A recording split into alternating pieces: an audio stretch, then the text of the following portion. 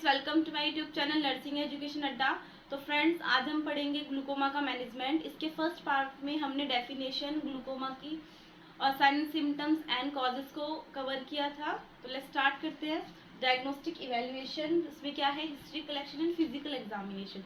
जैसे ही patient glaucoma का patient आता है तो सबसे पहले क्या करना है, उसका हिस्ट्री कलेक्शन लेना है। तो हिस्ट्री कलेक्शन में आप क्या पूछेंगे, पेशेंट का नोजिया, वोमिटिंग है उसको, या फिर कब से उसका ब्लड विजन हो रहा है, या फिर ब्लड ब्राइट मतलब एक तरीके से उसका ब्लाइंडनेस प्रेजेंट है नहीं, तो आप ये उसे पूछेंगे।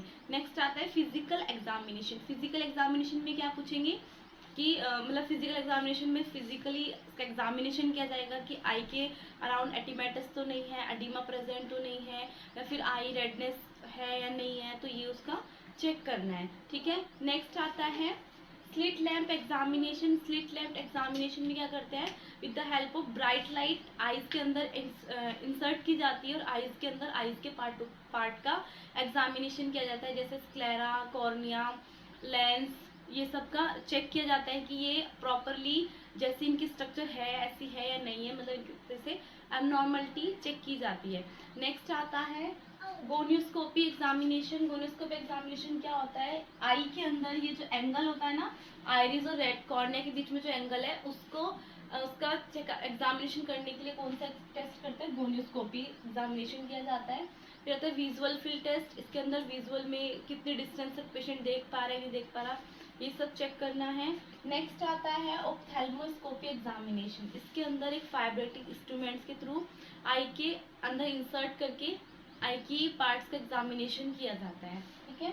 नेक्स्ट आता है टोनोमेट्री। टोनोमेट्री टेस्ट क्या होता है, आई के अंदर आईओपी एग्जामिनेशन करने के लिए, आईओपी का प्रेशर चेक करने के लिए जो यूज किया जाता है, टेस्ट किया जाता है, होता है tonometry. With the help of tonometer, एक तरह का इंस्ट्रूमेंट होता है, डिवाइसेस होता है जिसकी हेल्प से क्या करते हैं, आईओपी मेजर किया जाता है। ठीक है। ये एग्जाम में पूछा जाता है कि टोनोमेट्री किस डिजीज में या किसके लिए यूज होता है। तो टोनोमेट्री हम किसके लिए यूज करते हैं, ग्लूकोमा पेशेंट में आईओपी चेक करने के लिए, इंट्रा ऑकुलर प्रेशर चेक करने के लिए किया जाता है। नेक्स्ट आता है स्टीरियोडिस्क फोटोग्राफी। इसके अंदर क्या होता है, आई के रेटिना, इस सब के ऑप्टिक नर्व की फोटोग्राफी, फोटोज के थ्रू क्या करते हैं, उसको चेक किया जाता है। ठीक है। डिस्क को चेक करते हैं कि उसमें जो बीच का सेंट्रल पार्ट होता है वो डायलेटेड, एक कप साइज होता है, वो कप आइडली क्या होता है, स्मॉल होता है डिस्क से, पर अगर वो डिस्क से ज़्यादा है, cup large amount large area में है, तो मतलब पेशेंट को क्या होगा, ग्लूकोमा डायग्नोस होता है। ठीक है। तो ये कुछ डायग्नोस्टिक इवेल्युएशन थे। नेक्स्ट हम देखते हैं मेडिकल मैनेजमेंट। मेडिकल मैनेजमेंट में सबसे पहले कुछ मेडिसिन मेडिकल मैनेजमेंट देखते हैं। मेडिकल मैनेजमेंट में कुछ आईओपी इंक्रीज किस लिए हो रहा था, जब जब क्योंकि हो रहा था, क्योंकि आईओपी के यहाँ पे जो आईओपी ये एक्वस ह्यूमर होता है, इसका एक्सेसिव प्रोडक्शन की वजह से या इसका ड्रेनेज नहीं हो पा रहा था, जिसकी वजह से क्या होता है, ये यहाँ पर प्रेशर अप्लाई करता है और यहाँ पे क्या बनने लगता है, प्रेशर क्रिएट होने की वजह से आईओपी इंट्राऑकुलर प्रेशर क्या होता है, हाई हो जाता है। वो कितना होता है, 21 mmHg से ज़्यादा हो जाता है। इसकी वजह से क्या होता है, यहाँ पे ऑप्टिक नर्व होती है वो डैमेज होने के चांसेस होते हैं और पेशेंट क्या होता है, परमानेंटली ब्लाइंडनेस हो जाती है पेशेंट को। तो उससे प्रिवेंट करने के लिए कुछ मेडिकल ट्रीटमेंट है। मेडिकल ट्रीटमेंट क्या करेगा कि जो हम मेडिसिन प्रोवाइड करेंगे, कुछ मेडिसिन होती हैं जो एक्वस ह्यूमर, जो ये एक्वस ह्यूमर बन रहा था इसके प्रोडक्शन को ही कम कर देती हैं, और कुछ मेडिसिन होती हैं जो इसके आउटफ्लो को इंक्रीज कर देती हैं। अब आउटफ्लो अगर इंक्रीज होगा तो यहाँ से प्रेशर कम होगा, प्रेशर कम होगा तो यहाँ का प्रेशर क्या हो जाएगा, ऑटोमेटिकली कम हो जाएगा, या फिर जो ये प्रेशर क्रिएट कर रहा है उसके अमाउंट को ही क्या कर दे, कम कर दे, तो भी क्या हो जाएगा, आईओपी कम हो जाएगा। तो देख लेते हैं 5 कैटेगरीज की ड्रग हैं। एड्रेनेर्जिक एंटागोनिस्ट, ये क्या करती है, अल्फा 1 अल्फा 2 रिसेप्टर्स पे काम करती है। ठीक है। देखो जैसे हमने जब फर्स्ट पार्ट में एनाटमी पढ़ी थी थोड़ी सी, तो एनाटमी में हमने ये पढ़ा था सिलियरी बॉडीज होती हैं, यहाँ पे क्या होता है, आइरिस प्रेजेंट होती हैं। ठीक है। आइरिस प्रेजेंट होती हैं, यहाँ पे एपिथेलियल सेल्स प्रेजेंट होती हैं, वीनस स्ट्रोमा, ये जो सिलियरी बॉडी होती है इसके अंदर एक पार्ट होता है वेनस स्ट्रोमा, जिसके अंदर क्या होता है, ब्लड वेसल्स जो क्या करती हैं, यहाँ से H2, यहाँ से क्या निकलता है, सोडियम, सिलियरी बॉडी से एक्वस ह्यूमर प्रोड्यूस होता है, तो सिर्फ सोडियम, H2O, बाइकार्ब, क्लोरीन, ये सब मिलके क्या करते हैं, एक्वस ह्यूमर का प्रोडक्शन करते हैं। तो इन पार्ट को कम कर देना, ताकि H2O कम होगा तो प्रोडक्शन कम होगा, प्रोडक्शन कम होगा तो क्या होगा, एक्वस ह्यूमर है वो भी कम बनेगा। ठीक है, तो इसका प्रोडक्शन रोकने के लिए तो क्या करते हैं, वेनस स्ट्रोमा पे ये क्या करती है, अल्फा एड्रेजेनिक एगोनिस्ट एक्ट करती हैं। एक्ट करने से क्या होगा, ये क्या करती है, इसको कंस्ट्रिक्ट कर देती है। ठीक है, मैं इसको बना देती हूँ यहाँ पे। देखिए ये जो है यहाँ पे क्या प्रेजेंट होता है, अल्फा 1 अल्फा 2 के रिसेप्टर्स प्रेजेंट होते हैं। हम ये मेडिसिन देंगे एगोनिस्ट, एगोनिस्ट क्या करेगा, इसके इफेक्ट को इंक्रीज कर देगा। इंक्रीज करने से क्या होगा, ये वाला जो ब्लड वेसल से ये कंस्ट्रिक्ट होगी, कंस्ट्रिक्ट होने से ब्लड फ्लो कम आएगा, ब्लड फ्लो कम आएगा तो एक्वस प्रोडक्शन भी क्या होगा, जो बनेगा वो भी कम बनेगा। तो एक तो होता है एड्रेजेनिक एगोनिस्ट देते हैं। ठीक है, इसका ब्रिमिनोडिन इसका एग्जाम्पल है। नेक्स्ट देखते हैं बीटा ब्लॉकर्स। बीटा ब्लॉकर्स क्या करते हैं, ये भी इसके प्रोडक्शन को इसके प्रोडक्शन को कम कराता है, इसलिए क्या करते हैं, इसका एग्जाम्पल है टिमिलोल, ये भी देते हैं। नेक्स्ट आता है नेक्स्ट हम देखते हैं carbonic anhydrase inhibitor. Carbonic anhydrase inhibitor में जो क्या होता है, ये जो एक्वस ह्यूमर होता है उसके अंदर हमारा सोडियम, वाटर, कार्बोनिक बाइकार्बोनेट होता है। ठीक है, तो उसके कंपोजिशन को कम करने के लिए हम बाइकार्ब कम कर देंगे, बाइकार्ब कम कर देंगे तो एक्वस ह्यूमर का प्रोडक्शन भी कम होगा। ठीक है, तो देख लेते हैं जो ये जो बाइकार्ब होता है, यहाँ पे जो बाइकार्ब होता है ये क्या करता है, बाइकार्ब कार्बोनिक एसिड से जब ये कन्वर्ट होता है, ठीक है, तो ये जब कन्वर्ट होता है बाइकार्बोनिक एसिड जब कन्वर्ट होता है कार्बोनिक एनहाइड्रेज एंजाइम के प्रेजेंस में, ये बाइकार्ब प्लस एच आयन में टूट जाता है। तो हम इस इनहिबिटर को, इस एंजाइम को इनहिबिट करने के लिए कुछ मेडिसिन देते हैं, ताकि जो कार्बोनिक एसिड है वो टूट के बाइकार्ब में नहीं बनेगा तो एक्वस ह्यूमर का प्रोडक्शन भी कम होगा। तो इसीलिए क्या देते हैं, कार्बोनिक एनहाइड्रेज इनहिबिटर, जिसका एग्जांपल क्या होता है, एस्टाजोलोमाइन। नेक्स्ट आता है प्रोस्टाग्लैंडिन एनालोगस। प्रोस्टाग्लैंडिन एनालोगस क्या होते हैं, ये भी क्या करता है, हमारी यहाँ पे जो ये स्क्लेरल वेसल्स होते हैं, देखो 10% हमारा जो एक्वस प्रोडक्शन, जो एक्वस ह्यूमर का ड्रेनेज होता है वो एपिस्क्लेरल ब्लड वेसल्स के थ्रू होता है। ठीक है, और जो 90% होता है वो हमारा ट्रेबुकुलर मैशवर्क के थ्रू ड्रेन होता है। ठीक है, अगर हमारा ट्रेबुलर मैशवर्क काम वर्क नहीं कर रहा है तो हम किसका प्रोडक्शन कर सकते हैं, कहाँ से ड्रेन ज़्यादा करा सकते हैं, एपिस्क्लेरल एंड स्क्लेरल ब्लड वेसल्स के थ्रू क्या करा सकते हैं, इसका एब्जॉर्प्शन करा सकते हैं।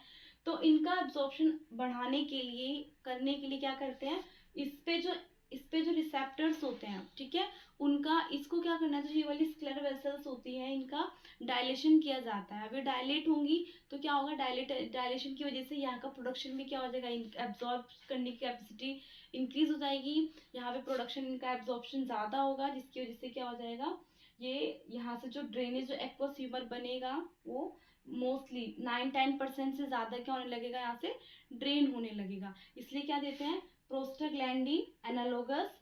मायोटिक्स क्या करती हैं, जो ये जो आयरिस होती है इनका कॉन्स्ट्रिक्शंस कराती हैं। तो कॉन्स्ट्रिक्शन कराएंगी तो ये वाला स्पेस थोड़ा ज़्यादा हो जाएगा, यहाँ पे स्पेस ज़्यादा होगा तो यहाँ का जो पोस्टीरियर चैम्बर में जो एक्वस ह्यूमर था वो एंटीरियर चैम्बर में जाएगा, और ज़्यादा यहाँ से क्या हो जाएगा, ये वाला प्रेशर क्या हो जाएगा, इसका कम हो जाएगा। तो ये कुछ मेडिसिन थी। नेक्स्ट हम देखते हैं सर्जिकल मैनेजमेंट। सर्जिकल मैनेजमेंट क्या होगा, सर्जिकल मैनेजमेंट में क्या होगा, फर्स्ट क्या है, ऑर्गन लेजर ट्रोबैकोप्लास्टी। इसके अंदर क्या किया जाता है, with the help of laser light burn की हेल्प से एप्लीकेशन किया जाता है, कहाँ पे, internally surface of the trabecular meshwork. ये ट्रोबैकुलर मैशवर्क है, इसके इंटरनली क्या किया जाता है, बर्न किया जाता है उस एरिया को, और वहाँ पे क्या करते हैं, स्क्लेमन कैनाल, हमने पढ़ा था ना, ये क्या होता है, ट्रेबिकुलर मैशवर्क, इसके अंदर एक कैनाल होती है, उस कैनाल को वाइडन किया जाता है ट्रेबिकुलर मैशवर्क के एरिया को वहाँ से, ताकि एक्सेसिव अमाउंट में क्या कर सके, एक्वस ह्यूमर को